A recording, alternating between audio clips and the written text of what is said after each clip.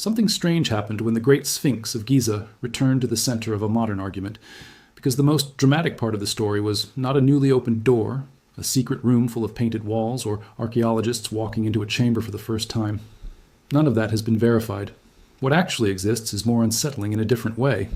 Beneath and around one of the most studied monuments on Earth, geophysical surveys have detected cavities and unusual low-velocity zones, including a large anomaly near the front of the Sphinx that has never been directly excavated. Decades later, new radar claims about the Giza Plateau exploded across podcasts and social media. And when Italian engineer Filippo Biondi appeared on the Joe Rogan Experience, the old question suddenly became impossible to ignore again. What exactly is under the Sphinx? And why do the strongest claims always seem to sit just beyond the point where direct physical evidence begins? The viral version says, researchers opened a hidden chamber beneath the paws and found proof that changes history. The real story is more complicated, and in many ways more interesting, because no one can honestly tell you what is inside the anomaly. We know that seismic work in the early 1990s identified a series of cavities around the monument and between its paws. One later interpretation described a particularly large low-velocity anomaly, roughly 12 meters by 9 meters and about 5 meters beneath the surface. But an anomaly is not automatically a man-made room. It can be a cavity, fractured rock, weathered limestone, a natural void, disturbed ground, or something engineered by people. Without drilling, excavation, or camera, the signal remains a question rather than an answer. That uncertainty is exactly where the Sphinx has lived for centuries. It stands in plain sight, photographed millions of times, surrounded by one of the best-known archaeological landscapes on the planet, yet the stone beneath it still produces arguments that reach from careful geology to lost civilizations. And now, because of new radar claims and a massive podcast audience, a decades-old mystery has returned with more force than ever. To understand why a possible chamber beneath the Sphinx creates so much excitement, you first have to understand what the monument is and why its history is already difficult enough without adding secret rooms. The Great Sphinx was carved directly from the limestone bedrock of the Giza Plateau. Its body is a reclining lion, its head is human, and the monument faces east toward the rising sun. The mainstream archaeological position places its creation in Egypt's 4th dynasty, most commonly during the reign of Pharaoh Khafre in the 3rd millennium BCE. That connection is not based on one inscription saying, Khafre built the Sphinx. No such simple construction text survives. Instead, archaeologists use the wider architectural context. The Sphinx sits beside Khafre's pyramid complex. Limestone removed from the Sphinx enclosure was used in nearby temple construction. The Sphinx Temple and Valley Temple fit into the same monumental landscape, and statues of Khafre were discovered in the Valley Temple. When the plateau is studied as a connected building project rather than a collection of isolated monuments, the conventional dating makes strong archaeological sense. But the Sphinx is carved from layered limestone, and those layers do not weather equally. Softer bands in the body have eroded deeply, while harder bands stand out. The head, carved from more durable stone, survived better. Over thousands of years, the monument was buried, exposed, repaired, buried again, restored by pharaohs, damaged by nature, altered by people, and repaired in modern times. That history makes every mark difficult to interpret. A cavity might belong to original construction, later restoration, natural geology, ancient quarrying, or even relatively recent disturbance. The Sphinx is not a sealed time capsule that has remained untouched since one moment in the Old Kingdom. It is a layered archaeological object. Pharaoh Thutmose IV famously placed the dream stele between its paws during the New Kingdom, describing how the Sphinx, then partly buried in sand, appeared to him in a dream and promised kingship if he cleared it. That inscription alone tells us that more than 3,000 years ago, Egyptians already regarded the monument as ancient, sacred, and in need of rescue. Every later intervention added another layer. So when instruments detect something beneath the surface, the question is not simply, is there a room? The real question is when that feature formed, whether humans made it, and how it relates to a monument that has been modified for thousands of years. The modern underground mystery became much more serious in the early 1990s when geophysicist Thomas Dubecki and geologist Robert Schoch carried out seismic investigations in and around the Sphinx enclosure. Their work was not designed as a treasure hunt. The survey had several scientific goals: measure the depth and distribution of weathering in the limestone, understand the buried bedrock configuration, and search for possible voids or cavities beneath and around the monument. Seismic surveying does not work like an X-ray photograph that produces a perfect image of a room. Researchers generate energy at the surface and measure how waves travel through the ground. Different materials and conditions change the speed of those waves. Solid limestone behaves differently from deeply weathered rock, loose material, cracks, and open spaces. By measuring travel times across many positions, geophysicists can build a model of what lies below. The published study reported something that has fueled debate ever since: A series of cavities was defined on the sides of the Sphinx and between its paws. That statement is real. It appears in the scientific abstract. Later authors discussing the data have focused especially on what is often called low-velocity anomaly A, interpreted by some as a roughly rectangular void about 12 meters by 9 meters and around 5 meters deep. That is close to the figure people now repeat as a chamber roughly 15 or 16 feet beneath the Sphinx area. But here is the crucial detail that viral videos almost always remove. The seismic survey did not open the anomaly. It did not send a robot into it. It did not photograph tool marks or pigment on hidden walls. It did not prove a decorated chamber exists. It identified a subsurface zone whose seismic properties were different from the surrounding rock. The team also found other anomalies and evidence of structures or disturbed bedrock in nearby sand-covered areas. This was important enough to publish, but it was not the discovery of a haul of records. The difference between detecting an anomaly and entering a room is enormous. Archaeology depends on context. Until a feature is directly examined, researchers cannot reliably date it, identify its purpose, or even be certain that the geometry inferred from geophysical data corresponds to an artificial chamber. That gap between what instruments suggest and what excavation proves has become the single most important fact in the Sphinx underground story. Yet the seismic work became entangled with a second, even more controversial argument: the age of the Sphinx itself. Schoch had been drawn into the debate by writer John Anthony West, who believed that the deep weathering visible on the Sphinx enclosure could not be explained by desert wind and sand alone. Schoch argued that parts of the erosion looked consistent with prolonged rainfall and water runoff. If significant rainfall played a dominant role, he reasoned, then the monument, or at least the enclosure, could have been exposed during a wetter climatic period much earlier than the traditional Old Kingdom date. This became the famous Sphinx water erosion hypothesis. To supporters, the vertical channels and rounded weathering profiles looked like evidence that rain had repeatedly flowed down the limestone walls before Egypt became the hyper-arid landscape people know today. To most Egyptologists and many geologists, however, the argument does not overturn the archaeological context. Researchers have pointed to the complex geology of the enclosure, differences between hard and soft limestone beds, salt crystallization, groundwater and moisture effects, sand burial, and other weathering processes that can create rounded and deeply recessed surfaces without requiring a prehistoric sphinx. Salt weathering is particularly important at Giza. Moisture moves through porous limestone, dissolved salts migrate and crystallize, and repeated cycles can break the rock apart grain by grain. Modern conservation teams continue to battle salt-related deterioration. The dispute, therefore, is not between one side that sees erosion and another side that denies it. Everyone can see that the stone is badly weathered. The disagreement is over which processes produced, which features, and how quickly. Archaeological context still strongly connects the monument to Khafre's complex, while Schoch and others argue that geological evidence may point to an earlier phase. That debate remains controversial, but it matters to the underground mystery because if the Sphinx had multiple construction phases, any cavity beneath it becomes harder to date. A chamber could theoretically belong to one stage while the visible monument belongs to another. On the other hand, if the conventional Fourth Dynasty model is correct, the simplest explanation is that underground features must be understood within Old Kingdom construction, natural geology, or later modification unless evidence proves otherwise. The anomaly itself cannot decide the age question. It simply gives both sides another reason to want direct investigation. Then came the 21st century wave of non-invasive scanning, and public expectations changed. Projects inside the Great Pyramid demonstrated that modern technology really can reveal hidden spaces without breaking through ancient masonry. Muon imaging, which tracks cosmic ray particles passing through stone, helped detect the large void above the Grand Gallery announced in 2017, and later work identified a corridor near the pyramid's north face.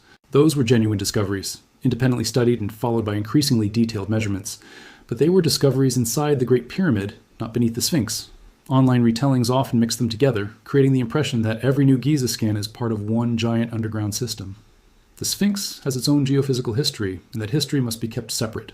Ground-penetrating radar, electrical methods, seismic surveys, drilling, photography, excavation, and satellite-based radar techniques do not all measure the same thing. Each has strengths and limitations. Ground-penetrating radar sends electromagnetic energy into the shallow subsurface and works best under certain material conditions. Seismic techniques study how mechanical waves move through rock. Muon tomography detects density differences through extremely thick structures. Satellite synthetic aperture radar measures reflected microwave signals from orbit and can be processed in sophisticated ways, but claims that it can reconstruct enormous precise structures hundreds of meters beneath solid limestone are far more controversial. This distinction became crucial. when Filippo Biondi and collaborators began promoting dramatic interpretations of satellite radar data around the Giza pyramids. Their public claims describe deep shafts, cylindrical structures, spiral features, and huge chambers beneath the plateau. On Joe Rogan's podcast, Biondi discussed structures extending hundreds of meters downward in large chambers that he believes appear beneath multiple monuments, including the Sphinx. If those interpretations were physically confirmed, they would be extraordinary. But extraordinary geometry on a processed radar model is not the same thing as an excavated structure. The claims have not been validated by direct access to those supposed deep chambers, and many specialists have questioned whether the method can produce the underground depth and resolution being claimed.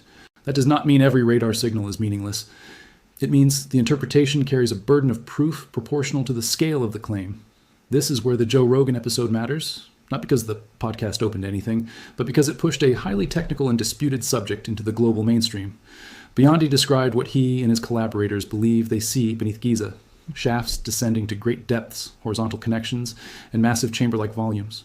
Rogan responded with the obvious question millions of viewers were asking: if this is real, what does it mean for history? The conversation was gripping because the models looked precise, the scale sounded enormous, and Giza is already a place where reality feels almost unbelievable. But a podcast can only present evidence. It cannot authenticate it. The strongest scientific confirmation would require independent teams to reproduce the processing, obtain comparable results, use different geophysical methods, and eventually test at least some targets physically where conservation authorities permit. Until that happens, Biondi's giant deep structures remain claims rather than established archaeological discoveries. Ironically, the older 1992 Sphinx seismic anomalies are much more modest, but also much easier to discuss scientifically. We know a peer-reviewed seismic study was performed. We know the authors reported cavities around and between the paws. We know the data showed low velocity zones. What we do not know is whether the most famous anomaly is an artificial chamber. That is a narrower mystery, but it is real, and it raises an uncomfortable question. Why, after more than 3 decades, has the anomaly not been conclusively resolved by direct investigation?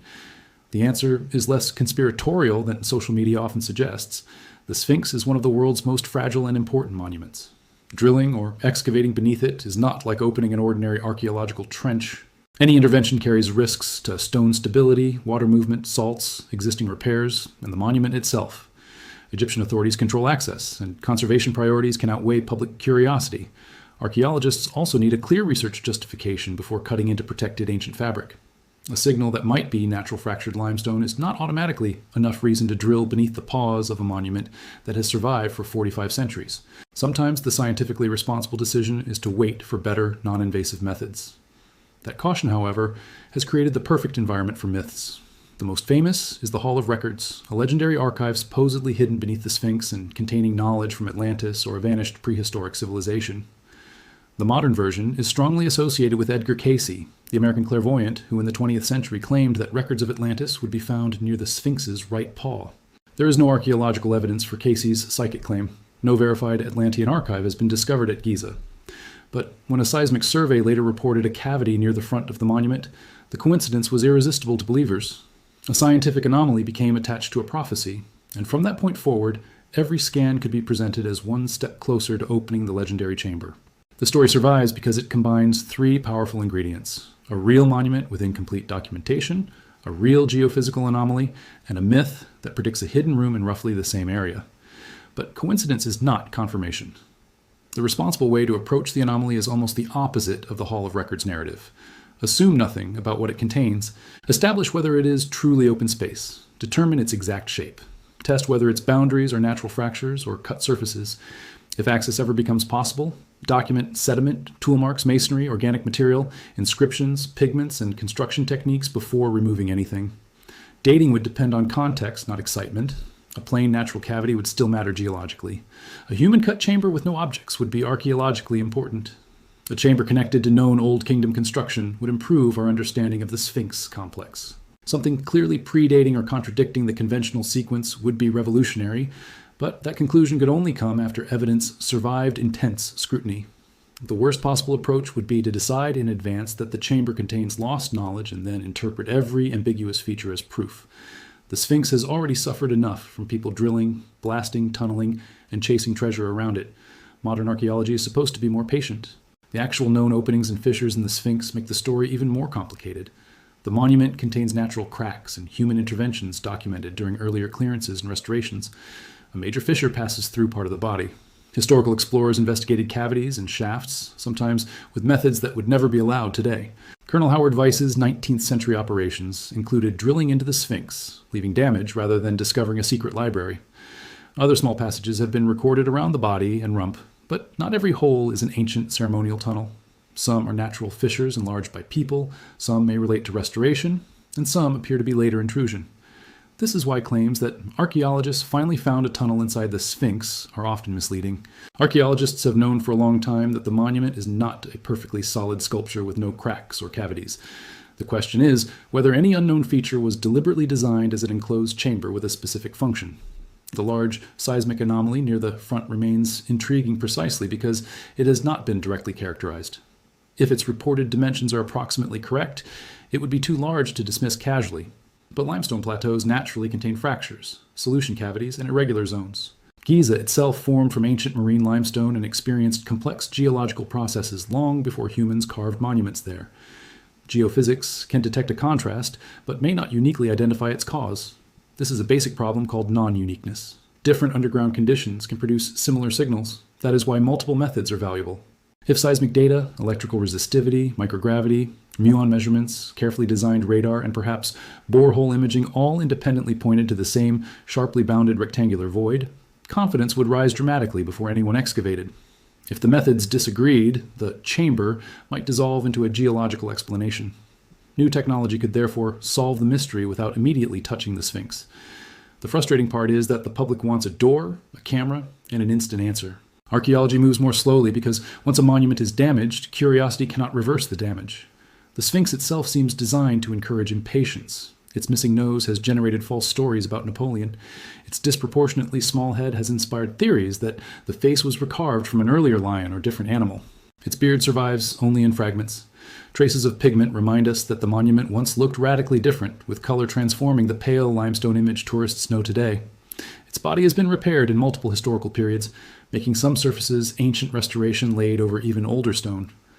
The Dream Stele shows that Egyptians in the New Kingdom were already interacting with the Sphinx as an ancient sacred presence.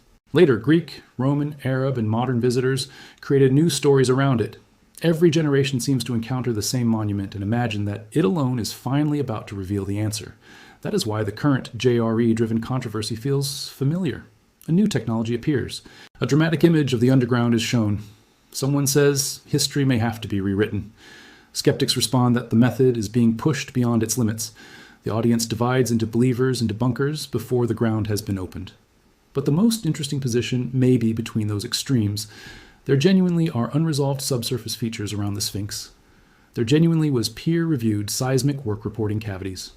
There genuinely are modern researchers attempting new remote sensing techniques at Giza. And there genuinely is not yet physical confirmation for the enormous deep structures circulating online. All four statements can be true at the same time. Mystery does not require pretending certainty. In fact, uncertainty is what makes this case powerful. If everything under the Sphinx were already mapped and understood, the story would be finished. If every underground claim were obviously fictional, there would be nothing worth investigating. Instead, the evidence occupies the difficult middle ground where something appears to be there, but its nature remains unresolved. So what would happen if Egyptian authorities eventually approved a targeted investigation of the anomaly near the paws? The first step would probably not be a dramatic stone door swinging open. Researchers would want updated surveys using several independent methods at higher resolution. They would compare new data with the 1990s seismic lines and map the anomaly in 3 dimensions. Engineers would evaluate whether a narrow borehole could be drilled safely from a location that avoids destabilizing the monument.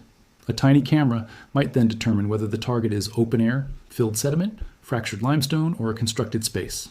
If cut walls appeared, specialists would document tool marks before touching them. If mortar existed, microscopic analysis could compare it with known construction phases. Organic material trapped in sediment might be radiocarbon dated. Pigments, if any existed, could be chemically characterized. Pottery, wood, textile, bone, or inscriptions would be recorded in place because their position is as important as the objects themselves. And if the camera showed nothing more than a natural cavity, that result would still answer a question that has survived for more than 30 years. But if the void proved rectangular, intentionally cut, sealed, and ancient, the next question would become far bigger. Why was it built? It might be a construction feature.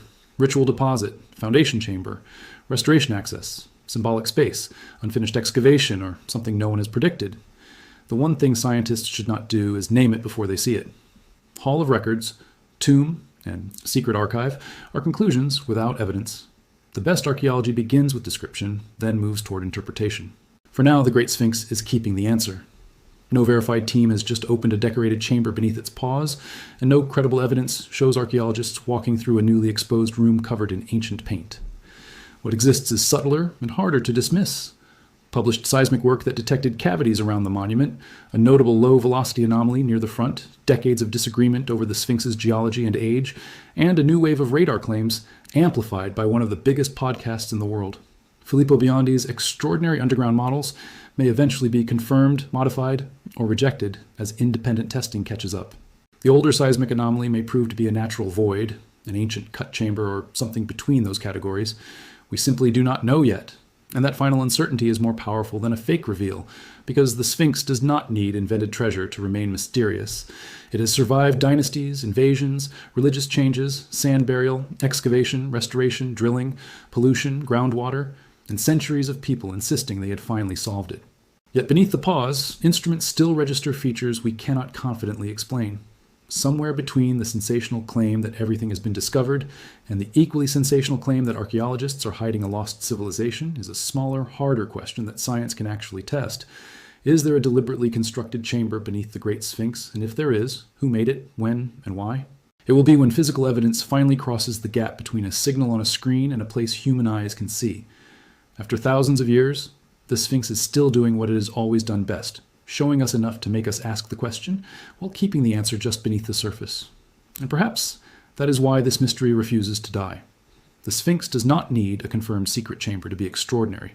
It only needs one unresolved signal beneath a monument whose history is already incomplete. If future investigators ever reach that anomaly, the discovery may be simple, strange, or historic. Until then, the thing buried beneath the Sphinx is not treasure. It is uncertainty waiting for physical evidence,